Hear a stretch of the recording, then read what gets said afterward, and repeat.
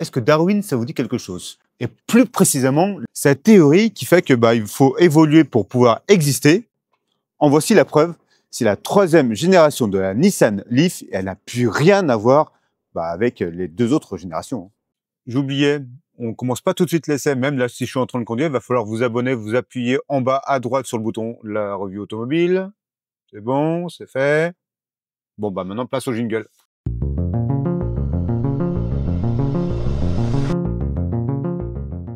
Dès la face avant, on comprend bien qu'on n'est pas du tout dans le même véhicule que les anciennes générations. On passe d'une berline compacte à quelque chose comme un SUV. Mais ce qui est plus intéressant, c'est l'évolution donc du style global. On va faire le point là sur la face avant. Regardez, tout est beaucoup plus lisse. Vous avez surtout un travail qui a été fait extrêmement important sur des panneaux qui plongent. Tout est à peu près fermé. Voilà, on a travaillé l'aérodynamique. D'ailleurs, petit point intéressant, ils ont travaillé l'aérodynamique jusqu'à atteindre un CX de 0,25. Une bonne perf. Et on va comprendre pourquoi, à quoi ça sert. Mais ça, c'est après. Donc, si on reprend le style, vous avez aujourd'hui des optiques qui forment une sorte de C, qui sont rejoints par cette jolie bande. Le logo est rétroéclairé. Mais la petite attention, et on va retrouver ça un peu partout, c'est ici, vous avez des sortes de petits rectangles à bout rond. Sachez que ça, c'est le prochain style de toutes les Nissan. Et d'ailleurs, on va le retrouver dans à peu près toutes ses faces. On va faire le point de suite. Au niveau du profil, il n'y a pas de doute, on est bien sur un SUV de nouvelle génération, un SUV plutôt fluide. Regardez ces courbes, elles sont toutes en rondeur, jusque sur le toit. Et surtout, vous avez ce toit filant qui est pontu à 17 degrés. Alors, pourquoi 17 degrés? Parce que c'est juste l'angle parfait pour éviter les remous aérodynamiques. On revient sur l'aéro, comme tout à l'heure. Vous allez encore comprendre pourquoi. Et donc, si on fait un peu le point sur le style, là, on a une version haut de gamme où vous avez un toit noir pour faire un effet flottant. Vous avez des panneaux, encore une fois, plutôt assez lisses, des gros passages de roues marqués pour faire SUV. Ici, nous sommes équipés de jantes de 19 pouces, à savoir que de série, vous avez des jantes de 18 pouces, fines, de 195, 215, et là, on a du 235. Mais malheureusement, les 235 vont nous faire perdre quelques kilomètres d'autonomie. Mais ça, encore une fois, autonomie, CX, vous me voyez venir ou pas? Bon, on continue le petit tour. Les panneaux donc sont plutôt lisses pour éviter toute perturbation. Vous avez des poignées affleurantes, là aussi, perturbation, aérodynamisme. Ici, c'est légèrement creusé. On a l'impression que le vent sort là de ces roues pour aller ici. Après, ils utilisent des astuces très SUV dans l'âme, c'est-à-dire des gros panneaux de carrosserie, mais avec une grosse partie noire pour donner l'impression qu'il est surélevé, que c'est un 4x4. Ça ne l'est pas. Et vous avez, dernière astuce, ici, les poignées intégrées au montant. Ça se généralise, ça. Et c'est une très bonne astuce pour encore économiser, fluidifier l'air autour de la caisse. Et là, donc, on est sur la poupe. Et c'est peut-être la partie que j'affectionne le plus. Pourquoi? Parce qu'il y a un petit style néo-rétro. Je vais vous expliquer pourquoi. Bon, sinon, ceci dit, l'allure générale, voilà, c'est plutôt massif. Vous avez des petits recoins, vous avez des hanches galbées grâce au fait que vous avez une sorte de cintrage au niveau de la lunette arrière. Vous avez un bloc noir ici, un autre ici pour justement donner de la présence et de l'allure. Mais est-ce que ça vous rappelle quelque chose, ces feux-là, cette bande? Si vous êtes comme moi, né un petit peu avant les années 80, vous devez avoir peut-être la référence, une Nissan qui aurait ce style-là. Si je vous dis une Z, ça vous dit rien? 3 litres, biturbo? Eh oui, là, ces mêmes feux, en réalité, c'est vraiment un appel stylistique aux années 80. Et regardez maintenant ça, là, ça y est, vous y êtes. C'est cette superbe GT des années 80 avec 286 chevaux, biturbo, V6. Ça donne vraiment quelque chose de stylé. Bon, sinon, en soi, les feux, on va vous expliquer ce que c'est parce qu'ils sont vraiment aussi très intéressants. Il y a un vrai travail qui a été fait dessus. C'est des feux 3D. Viens voir. Viens, viens, viens. Vraiment, je ne sais pas si on va bien le voir à la caméra. Il y a de la profondeur. C'est très stylé, c'est très élégant. Perso, encore, j'aime beaucoup. Ah non, vas-y, recule, recule, recule. Maintenant, il y a aussi autre chose qui est intéressante. Tiens, plutôt de ce côté-là. Alors, quand on décompose Nissan en japonais, Ni-san. Alors, qu'est-ce que c'est que Ni? Ni, c'est 2. Et San, c'est quoi? C'est 3. Regardez. 1, 2, 1, 2, 3. Donc, vous l'aurez compris, Ni-san. Maintenant, ce double traits et les triple traits ici, ça va vraiment être le style des prochaines Nissan. Vous allez la voir un peu partout.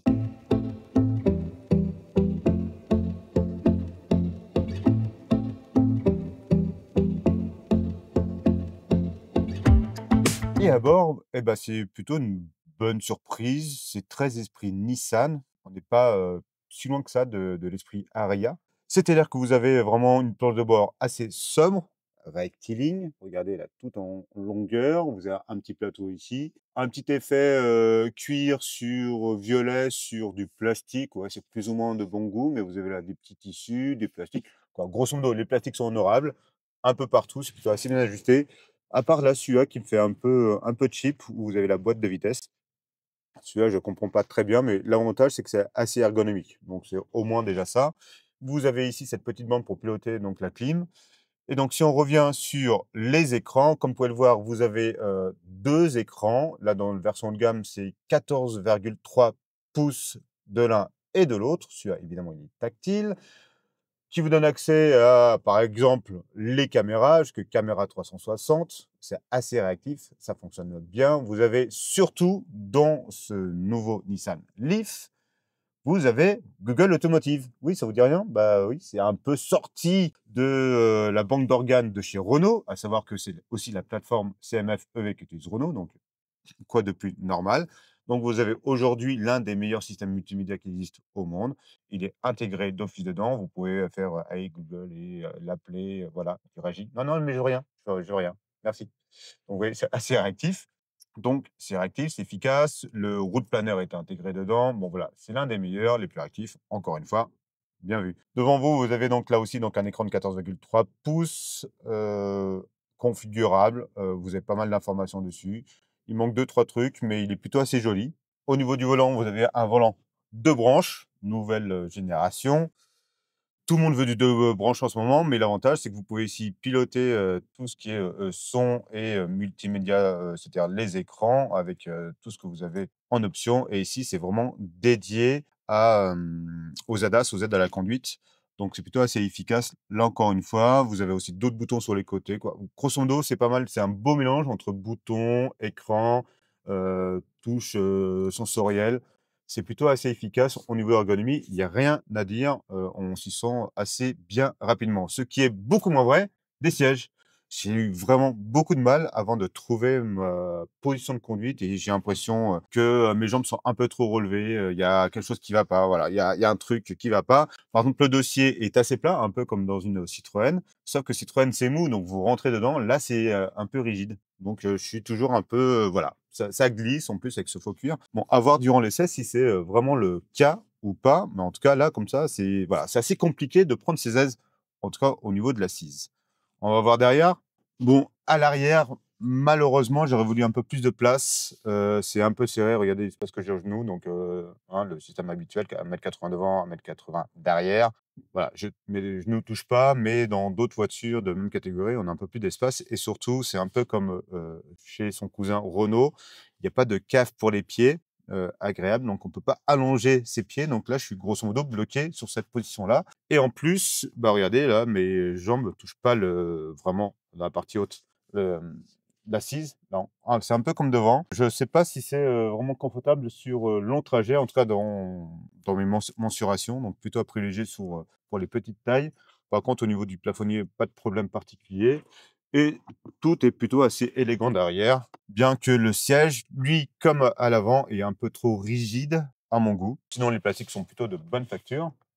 Bon, voilà, vous connaissez à peu près les choses qu'il faut savoir derrière. Il y a une chose qu'il faut qu'on parle, c'est le coffre, parce que c'est pas si mal que ça.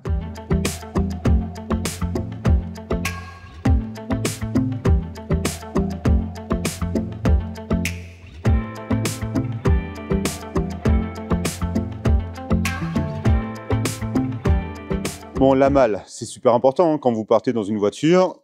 Puisqu'elle se veut être la première voiture du foyer, et ben, la bonne nouvelle, c'est que vous avez un coffre de 437 litres, ce qui est plutôt pas mal pour la référence pour une voiture électrique du segment C. C'est pas la référence, mais tu es vraiment dans la bonne moyenne. Et surtout, voilà, il y a des trappes un peu partout.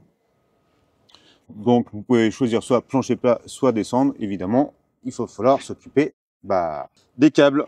Bon, 437 litres en valide, ça c'est plutôt pas mal pour un coffre plutôt carré.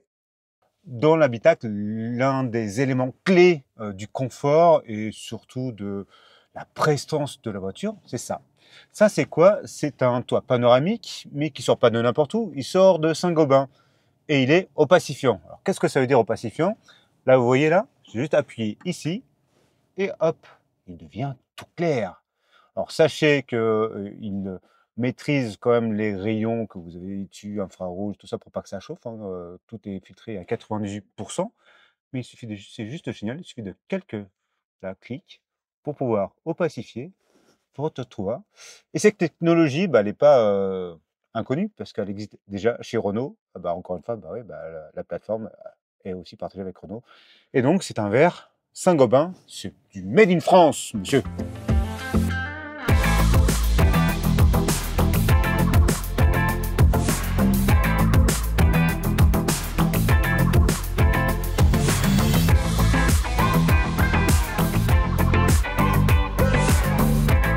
Bon, une chose importante qu'il faut absolument parler, c'est la fiche technique. Donc, comme vous pouvez le voir, c'est un moteur avant électrique. Un moteur qui fait, dans notre version, 217 chevaux, qui permet un 0 à 100 en 7 secondes 8. Donc, il n'y a aucun problème de puissance, surtout lorsque vous cumulez tout ça à 355 Nm de couple disponible immédiatement. Il faut savoir que donc on a la version avec la batterie 75 kWh net qui lui permettrait officiellement, grâce à son aérodynamisme, on y vient enfin, de faire 622 km en WLTP. Nissan annonce 330 km rien que sur autoroute, ce qui est pas mal du tout, et 450 à vitesse 110. Sinon, ce qu'il faut savoir,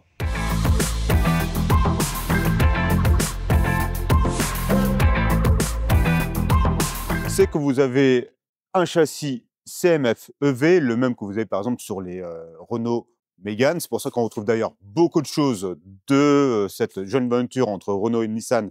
La plateforme, les trains roulants, le Google Automotive et pas forcément la batterie, mais on utilise à peu près les mêmes packs, les mêmes solutions techniques. Sauf que cette voiture est conçue et assemblée surtout à Sunderland, en Angleterre. Donc vous avez un châssis CMF EV de 4,35 m. On n'a pas l'impression comme ça, on a l'impression qu'elle fait beaucoup plus grande. Oui, elle est un peu plus petite qu'une Renault Scénic, qui est un peu plus grande qu'une Mégane, mais on a vraiment l'impression qu'elle fait 4,50 m, mais pas du tout. 4,35 m, donc c'est très compact, et en plus, elle n'est pas si large que ça, 1,80 m seulement. Donc ça, c'est plutôt normalement un avantage pour la ville. Voilà, c'est pas une voiture qui a trop gonflé, ça reste des mensurations plutôt raisonnables. Donc ça, c'est plutôt un bon point de vue. Autre petite chose, la batterie 75 kWh rend la voiture un peu lourde puisqu'on est sur 1930 et quelques kilos sur la balance. 75 kWh, c'est trop pour vous?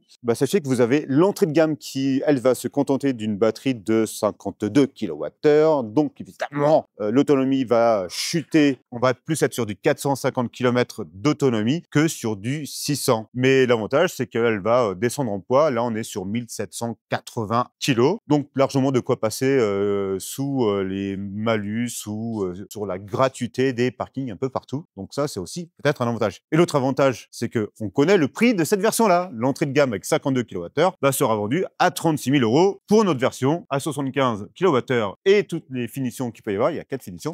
On n'en sait rien. Il va falloir attendre que Nissan veuille bien les annoncer. Qui dit voiture électrique dit forcément recharge. Déjà la bonne chose, regardez, on est du côté droit. Donc ça, c'est très pratique pour la recharge en borne publique. Donc on a quoi? Une prise AC. Donc là, on est sur du 11 kWh. Rien de spécifique, malheureusement pas d'option A22. Et là, avec la prise CCS, la prise en courant continu, il va falloir être un peu patient parce qu'il va falloir 30 minutes pour faire du 20-80. C'est pas terrible, ouais, mais c'est du 400 volts. C'est grosso modo ce que vous avez aussi, encore une fois, sur les plateformes de Renault, la Scénic ou la Mégane. Bon, voilà, ça c'est pas un point plus, surtout lorsque le 800 volts est en train d'arriver en force. Donc dans 2-3 ans, ça peut être un petit peu dépassé tout ça, c'est assez dommage.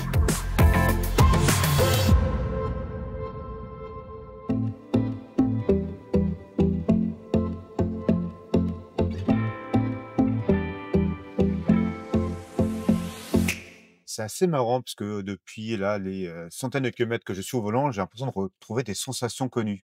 Qu'est-ce que ça peut être? Peut-être celle de la Mégane ou peut-être celle du Scénic? Bah oui, c'est la même plateforme, donc vous avez les mêmes prestations dynamiques. Et ça tombe bien parce que c'est l'une des meilleures plateformes qui puisse exister aujourd'hui avec une motorisation électrique, donc la fameuse CMF EV. Pour faire simple, elle est souple dans toutes les situations. Elle tient bien la route dans toutes les situations. Par contre, les consommations, bah, c'est pas du tout les meilleures, c'est pas du tout les références, mais on est dans la bonne moyenne. On retrouve tout de suite ces marques, c'est plutôt une très bonne routière, autoroutière et citadine. Mais allons plus loin. Alors, qu'est-ce qu'on consomme en ville? Eh ben, malheureusement, j'étais peut-être pas dans de très bonnes conditions, mais en plein centre de Copenhague, on a fait 20 km à peu près en ville, plutôt roulant, il n'y avait pas de bouchons particuliers, tout ça. Et pourtant, bah, la consommation était montée à quasiment 18 kWh. Je trouve ça beaucoup. Logiquement, avec une Mégane ou une Scénic, je pense qu'on aurait pu descendre à 15-16, donc c'était peut-être les conditions particulières. Là, il fait assez froid, évidemment, au Danemark. Donc pas top top. Surtout que là, on vient vraiment de faire 300 km en périurbain. Alors, il faut savoir que c'est des routes très peu roulantes au Danemark. Donc, on oscille entre du 60, 70, 90. Et j'ai fait une centaine de kilomètres sur national à 110. Et là, la moyenne, donc en périurbain, on est à 15,8. Ça, c'est mieux. Ça, c'est pas mal, surtout en sachant que là, on a mis le chauffage, hein, on a mis le chauffage à 22 parce que dehors, il fait 7 degrés et il y a du vent. Donc, c'est pour ça que j'ai du mal à savoir vraiment si elle consomme beaucoup ou pas. Mais sachant les prestations de ses cousines françaises, en effet, ça va pas du tout de la référence. On va être vraiment dans la moyenne. Et d'ailleurs, même en soi, Nissan le dit, hein, parce que quand il vous donne une autonomie de 330 km sur autoroute, qu'on n'a pas pu faire, rouler sur autoroute. Et si vous faites la division avec les 75 kWh, ça donne une consommation un petit peu inférieure à 22 kWh pour 100 km. Donc, on est vraiment dans les chiffres que font les Mégane et les Scénic. En même temps, quoi de plus normal, c'est le même châssis. Ils disent avoir beaucoup travaillé sur l'aérodynamisme. Ça se voit pas forcément dans les consommations réelles.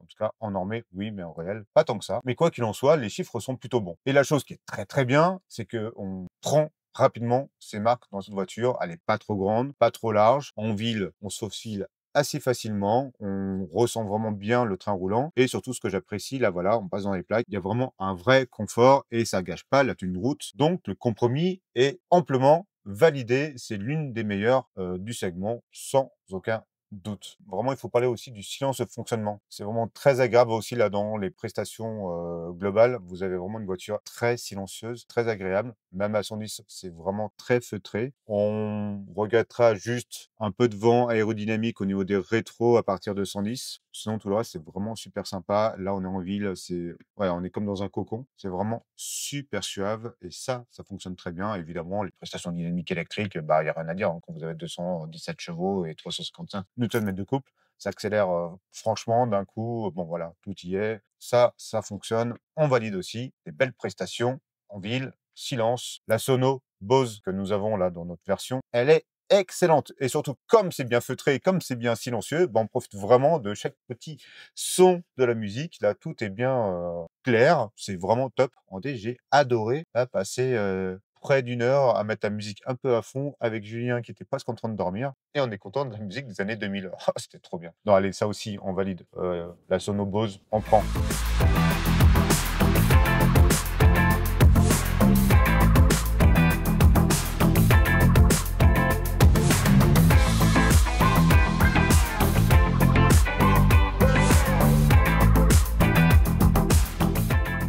Bon, comme vous pouvez le voir, il est temps de rendre les clés de cette superbe nouvelle Nissan Leaf, de prendre les bagages, de s'en aller, et pour moi, de faire la conclusion de ce petit joujou anglais et japonais. Donc la première chose qu'il faut retenir, c'est les prestations dynamiques au niveau des références qui est le Renault Scénic. Vous avez par contre un look vraiment différent. Le premier prix qui commence à 36 000, qui paraît plutôt abordable par rapport donc, à ses cousins de Renault. Mais attention, parce que derrière, vous avez quand même Kia et le Skoda Elroq qui sont plutôt mieux acceptablement pris avec un peu de base de 33 000 euros. Donc tout ça à voir avec la version 75 kWh combien elle vaut. Mon petit doigt me dit que ça devrait se passer aux alentours de 39 000 euros. L'autre chose, j'ai vraiment apprécié de rouler tranquillement à son bord. C'est un vrai plus. Le style, donc, est intéressant. Par contre, le point négatif, le gros point négatif, c'est l'assise, que ce soit devant ou derrière. C'est pas très confort. Et derrière, en plus, vous n'avez pas beaucoup de place. C'est dommage parce que vous avez un grand coffre. Ça aurait eu vraiment été très intelligent de gagner quelques centimètres encore au genou et de travailler la mousse des sièges. Après, vous avez d'autres éléments de confort comme le toit panoramique qui est vraiment très très bon. Vous avez la sono qui est impeccable. Bose, c'est vraiment un grand plaisir de rouler chill avec cette voiture. Bon, vous l'aurez compris, il y a du plus, il y a du moins. En tout cas, c'est une voiture qui est bien née. Et l'autre point aussi négatif quand même qui est assez important, c'est que c'est pas une technologie 800 volts, donc malheureusement, la recharge n'est pas super rapide. Bon allez, vous voulez en savoir plus, allez sur La Revue Automobile, il y aura mon texte, il y aura les photos du lien. Et ben nous on se donne rendez-vous pour d'autres aventures.